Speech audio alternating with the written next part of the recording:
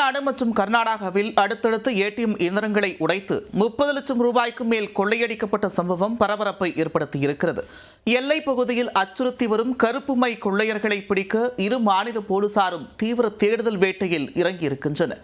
கொள்ளையர்கள் சிக்குவார்களா? மூன்றாவது கண்ணை நம்பி பாதுகாவலரை பணியமர்த்தாத ஏடிஎம் மையங்களை குறிவைத்து கொள்ளையர்கள் லட்சக்கணக்கில் பணத்தை சுருட்டிக் கொண்டு தப்பியோடி உள்ளனர். இரு மாநில போலீசாருக்கு தண்ணி காட்டிய வினோத கொள்ளையர்கள் கைவரிசை காட்டியது எப்படி?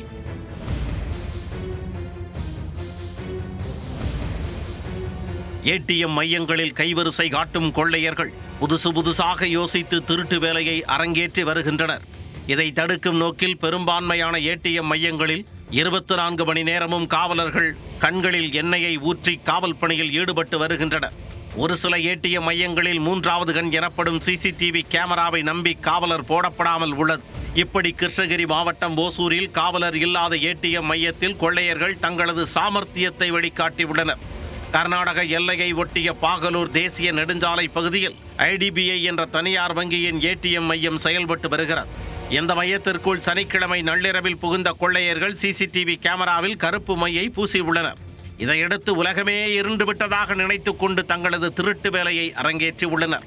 அப்போது தயாராக கொண்டு வந்த கேஸ் வெல்டிங் மூலம் ஏடிஎம் இயந்திரத்தை வெட்டியுள்ளனர். பின்னர் அதிலிருந்த 14,50,000 ரூபாய் பணத்தை கொத்தாக பையில் சுருட்டி போட்டுக்கொண்டு சாவகாசமாக நடையை கட்டியுள்ளனர். இந்த கொள்ளை தொடர்பாக 8 தனிப்படைகள் அமைக்கப்பட்டு கொள்ளையர்களை போலீசார் தீவிரமாக தேடி வருகின்றனர்.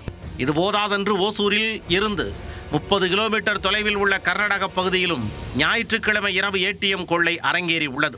சர்ஜாப்பூர் சாலை பகுதியில் தொட்டக்கண்ணள்ளி கிராமத்தில் ஆக்சிஸ் வங்கி ஏடிஎம் மையம் அமைந்துள்ளது.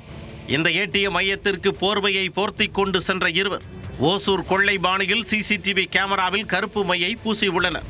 பின்னர் கேஸ் வெல்டிங் மூலம் ஏடிஎம் இயந்திரத்தை உடைத்து 16 லட்சம் ரூபாயை அள்ளி போட்டுக்கொண்டு எஸ்கேப் ஆகியுள்ளனர். தமிழ்நாடு கர்நாடக எல்லையில் இருவேறு இடங்களில் காவலர் அல்லாத ஏடிஎம் மையங்களை குறிவைத்து 30 லட்சத்திற்கு மேல் கொள்ளையடிக்கப்பட்டுள்ளது. மிரட்டும் கருப்பு மை கொள்ளையர்கள் இருவரை பிடிக்க இரு மாநில போலீசார் தீவிர தேடுதல் வேட்டையில் இறங்கியுள்ளனர். தமிழ்நாடு கர்நாடகா போன்று ஆந்திராவிலும் கொள்ளை கும்பல் ஏடிஎம் இயந்திரத்தை உடைத்து பணத்தை திருடிச் சென்றுள்ளது.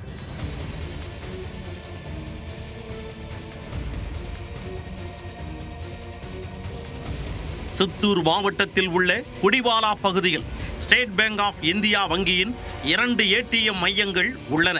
இந்த மையங்களில் முகமூடி கொள்ளையர்கள் 3 பேர் புகுந்து அடுத்தடுத்து தங்களது கைவரிசையை காட்டினர்.